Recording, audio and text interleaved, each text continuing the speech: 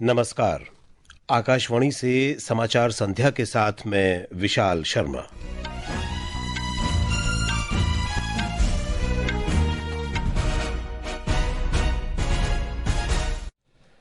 मुख्य समाचार।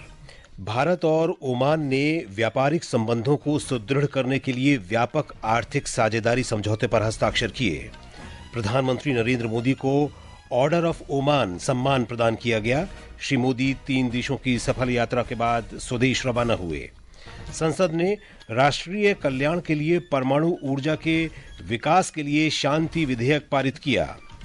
राज्यसभा में विकसित भारत जी राम जी विधेयक पर चर्चा शुरू हुई और भारतीय पुरुष और महिला टीम ने दुबई में रोल बॉल विश्व कप खिताब जीता।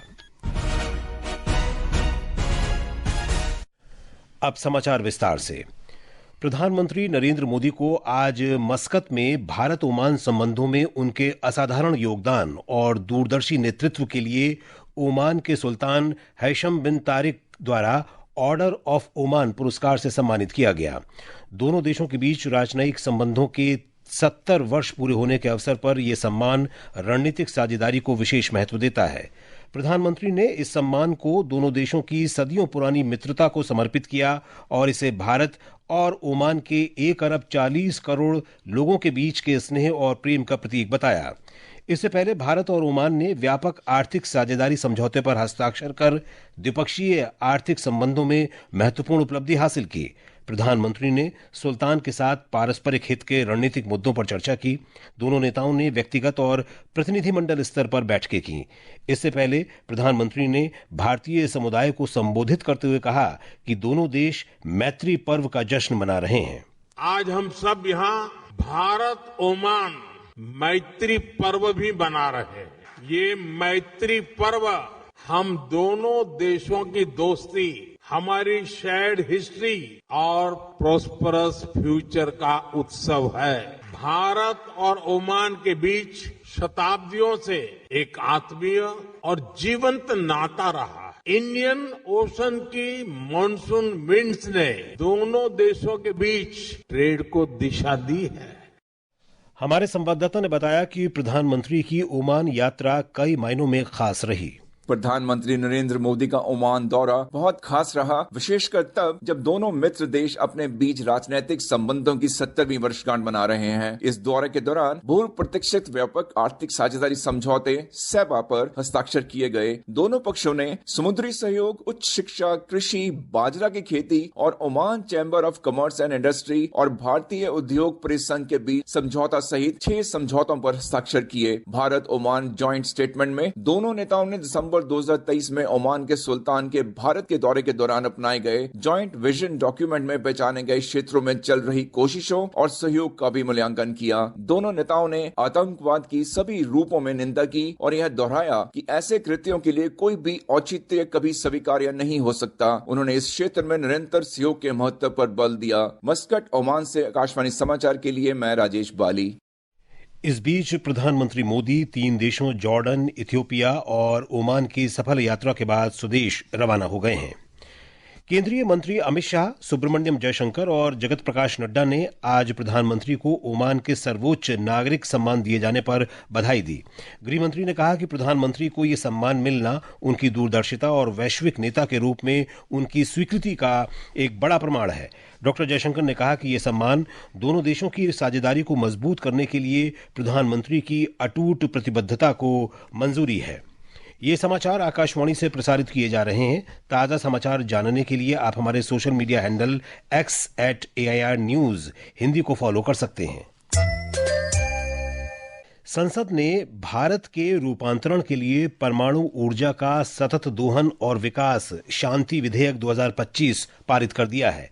राज्यसभा ने इसे आज और लोकसभा ने इसे कल पारित किया था। विधेयक का उद्देश्य देशवासियों के कल्याण के लिए परमाणु ऊर्जा और आयनीकरण विकिरण के विकास के माध्यम से परमाणु ऊर्जा उत्पादन को बढ़ाना है। परमाणु ऊर्जा राज्य मंत्री जितेंद्र सिंह ने कहा कि पिछले 10 वर्षों में नरेंद्र मोदी सरकार ने ऊर्जा क्षेत्र को बढ़ावा देने के लिए कई कदम उठाए हैं। Before 2013, 2013-14 से पहले परमाणु ऊर्जा विभाग का बजट महज 13,879 करोड़ रुपए था, जो इस वर्ष बढ़कर 37,483 करोड़ का हो गया है। इसमें करीब 107% की बढ़ोतरी हुई है। 2015 में सरकार ने एक और साहसिक निर्णय लिया और परमाणु क्षेत्र को संयुक्त उद्यमों के लिए खोल दिया, लेकिन संयुक्त उद्यम केवल सार्वजनिक क्षेत्र के उपक्रमों तक ही सीमित थे, ये निजी क्षेत्र के लिए नहीं था। 2017 में पहली बार मंत्रिमंडल ने 10 परमाणु रिएक्टरों के निर्माण को मंजूरी दी। approval was given to set up 10 reactors. विकसित भारत रोजगार और आजीविका गारंटी मिशन ग्रामीण विकसित भारत जी रामजी विधेयक 2025 पर आज राज्यसभा में चर्चा शुरू हुई। ग्रामीण विकास मंत्री शिवराज सिंह चौहान ने सदन में विधेयक पेश किया। इससे पहले लोकसभा ने ये विधेयक पारित कर दिया है। एक रिपोर्ट।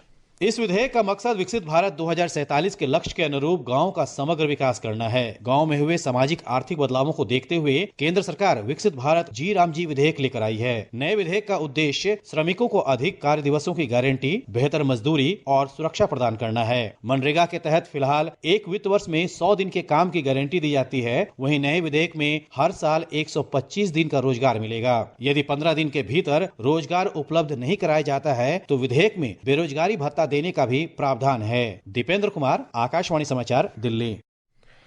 सदन के बाहर ग्रामीण विकास मंत्री शिवराज सिंह चौहान ने लोकसभा में विपक्ष के आचरण की आलोचना करते हुए लोकतंत्र की गरिमा को ठेस पहुंचाने का आरोप लगाया।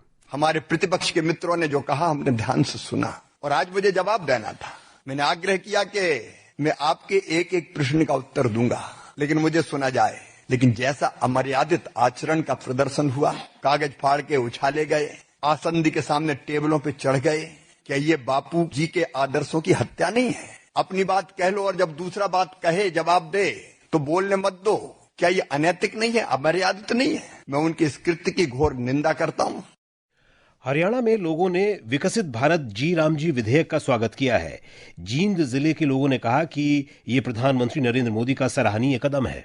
जी राम जी 125 दिन का रोजगार मिलेगा मजदूरों को। बहुत अच्छी स्कीम है मोदी जी की जो संसद में पास हो गई है, तो मजदूरों को बड़ा फायदा है। पहले 100 दिन का रोजगार था, मनरेगा था, 25 दिन का रोजगार और बढ़ गया, 125 दिन हो गया। इससे क्या है, जनता को फायदा होगा। जो मनरेगा होया करती है हरियाणा में, उसकी जगह जी राम जी की योजना लेके आए हैं। उससे मजदूर भाइयों को इसे बहुत ज्यादा फायदा होगा, क्योंकि पहले 100 दिन का रोजगार मोदी जी ने ही की देन है, जो अब 125 दिन कर दिया। सरकार ने कहा है कि सभी राज्यों और केंद्र शासित प्रदेशों में 5G सेवाएं शुरू कर दी गई हैं और वर्तमान में ये देश के 99.9% जिलों में उपलब्ध हैं। राज्यसभा में एक लिखित उत्तर में संचार राज्य मंत्री पेम्मासानी चंद्रशेखर ने बताया कि दूरसंचार सेवा प्रदाताओं ने देश भर के 1 लाख से अधिक गांवों में 5G बेस ट्रांसीवर स्टेशन स्थापित किए हैं। ये समाचार हमारी वेबसाइट www.newsonair.gov.in और हमारे न्यूज ऑन एआईआर ऐप पर भी उपलब्ध हैं। भारत और नीदरलैंड्स ने एक स्वतंत्र, खुले, समावेशी और नियम आधारित हिंद प्रशांत क्षेत्र के प्रति अपनी साझा प्रतिबद्धता व्यक्त की है। रक्षा मंत्री राजनाथ सिंह और नीदरलैंड्स के विदेश मंत्री डेविड वैन वील ने नई दिल्ली में एक बैठक में दोनों देशों के बीच मजबूत और बढ़ते रक्षा सहयोग की पुष्टि की। रक्षा मंत्री ने कहा कि दोनों देशों के लोगों के बीच संबंध बहुत मजबूत हैं। विद्युत और नवीकरणीय ऊर्जा राज्य मंत्री श्रीपद नाइक ने कहा कि सरकार ने 2029 तक 3 लाख करोड़ रुपए का रक्षा उत्पादन और 50,000 करोड़ रुपए का रक्षा निर्यात हासिल करने का लक्ष्य निर्धारित किया है। नई दिल्ली में उन्होंने बताया कि 2024-25 में रक्षा उत्पादन 1,54,000 करोड़ रुपए तक पहुंच गया है। उन्होंने कहा कि भारत वैश्विक रक्षा विनिर्माण केंद्र बन गया है। राष्ट्रीय अन्वेषण अभिकरण एनआईए ने दिल्ली बम धमाके मामले में एक और मुख्य आरोपी को गिरफ्तार किया है। जम्मू कश्मीर का यासिर अहमद डार इस मामले में गिरफ्तार होने वाला 9वां आरोपी है। उसे दिल्ली से पकड़ा गया है। लाल किला आतंकी हमले में 11 लोग मारे गए थे और कई अन्य घायल हुए थे। कलकत्ता उच्च न्यायालय ने पश्चिम बंगाल सरकार से स्टार फुटबॉलर लियोनेल मेसी के कार्यक्रम के दौरान सॉल्ट लेक स्टेडियम में हुई अराजकता और तोड़फोड़ पर रिपोर्ट मांगी है। न्यायालय ने राज्य सरकार को 22 दिसंबर तक रिपोर्ट प्रस्तुत करने का आदेश दिया है।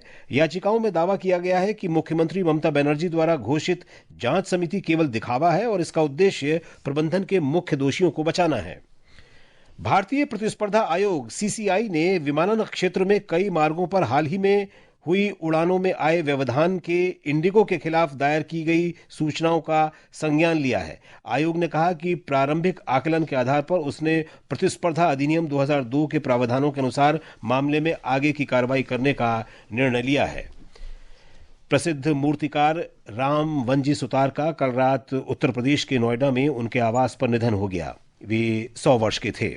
राष्ट्रपति द्रौपदी मुर्मू, उपराष्ट्रपति सीपी राधाकृष्णन, प्रधानमंत्री नरेंद्र मोदी और गृह मंत्री अमित शाह ने उनके निधन पर शोक व्यक्त किया है। एक रिपोर्ट। वर्ष 1925 में वर्तमान में महाराष्ट्र के धुले जिले में जन्मे रामवंजी सुतार एक प्रख्यात मूर्तिकार थे। उन्होंने मुंबई के J school of art and architecture से स्वर्ण पदक प्राप्त किया था। उनके निधन पर राष्ट्रपति द्रौपदी मुर्मू ने कहा कि उनके असाधारण योगदान ने भारत की कला और सांस्कृतिक विरासत को समृद्ध किया है। वहीं उपराष्ट्रपति सीपी राधाकृष्णन ने कहा कि भारतीय कला के क्षेत्र में उनका योगदान अतुलनीय है। वहीं प्रधानमंत्री नरेंद्र मोदी ने कहा कि रामवंजी सुतार एक अद्भुत मूर्तिकार थे, जिनकी कला निपुणता ने भारत को कई ऐतिहासिक और प्रतिष्ठित धरोहरें दी। उन्हें वर्ष 2016 में पद्म भूषण और 1999 में पद्मश्री से सम्मानित किया गया था। अंकित कुमार के साथ सकलैन अख्तर, आकाशवाणी समाचार, दिल्ली।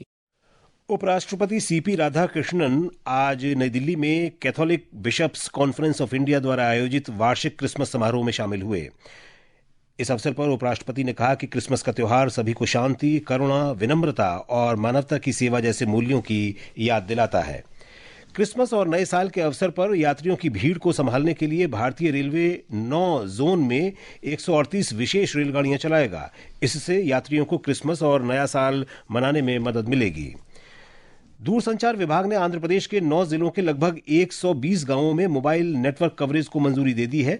इन गांवों में पहली बार मोबाइल सेवाएं उपलब्ध होंगी। ये परियोजना डिजिटल भारत निधि योजना के अंतर्गत लागू की जाएगी।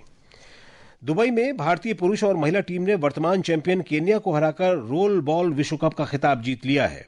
पुरुष टीम ने 5वीं बार और महिला टीम ने 3री बार खिताब अपने नाम किया।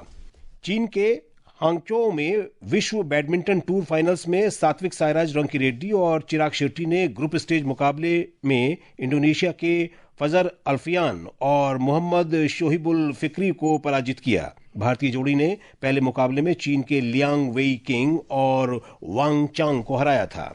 अंत में मुख्य समाचार एक बार फिर। भारत और ओमान ने व्यापारिक संबंधों को सुदृढ़ करने के लिए व्यापक आर्थिक साझेदारी समझौते पर हस्ताक्षर किए। प्रधानमंत्री नरेंद्र मोदी को ऑर्डर ऑफ ओमान सम्मान प्रदान किया गया। श्री मोदी 3 देशों की सफल यात्रा के बाद स्वदेश रवाना हुए।